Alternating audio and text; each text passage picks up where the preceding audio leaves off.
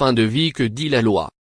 Alors que la fin de vie est un des thèmes abordés lors des États généraux de la bioéthique, qui se tiennent de janvier à juillet, avant une loi en automne, l'Assemblée consultative du Conseil économique, social et environnemental, CESE, a adopté, mardi 10 avril, un avis recommandant d'instaurer pour les personnes atteintes d'une maladie incurable en phase avancée ou terminale, et dont la souffrance physique ou psychique est inapaisable, un droit à bénéficier d'une sédation profonde explicitement létale.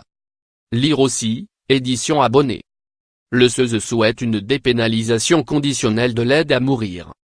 Cette disposition, qualifiée de dépénalisation conditionnelle de l'aide à mourir, viendrait compléter la loi Clonati de 2016, qui a instauré un droit à la sédation profonde et continue jusqu'au décès pour les malades en phase terminale et prévoit que les soins soient arrêtés en cas d'obstination déraisonnable, lorsqu'ils apparaissent inutiles, disproportionnés ou lorsqu'ils n'ont d'autre effet que le seul maintien artificiel de la vie, afin d'éviter l'acharnement thérapeutique.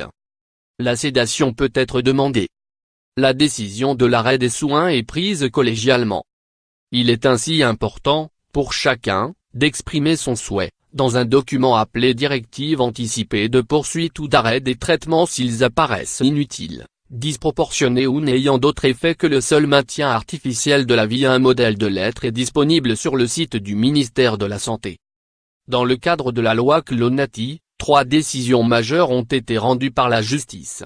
La dernière en date concerne Inès, 14 ans, dans le coma depuis juin 2017. Le 5 janvier, le Conseil d'État a autorisé l'arrêt des soins contre la vie des parents, qui ont décidé de saisir la Cour européenne des droits de l'homme, CEDH.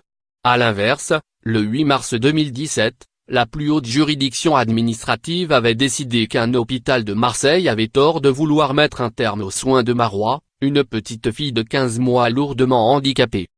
Le débat public a été lancé avec l'affaire très médiatisée de Vincent Lambert, la vie des parents, opposé à l'arrêt des soins, allant à l'encontre de celui de sa femme.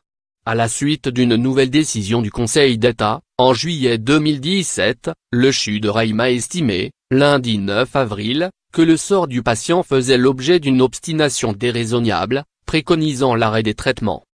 Lire aussi. PMA, GEPA, fin de vie, CRISPR-Cas9. Un lexique pour comprendre le débat sur la bioéthique.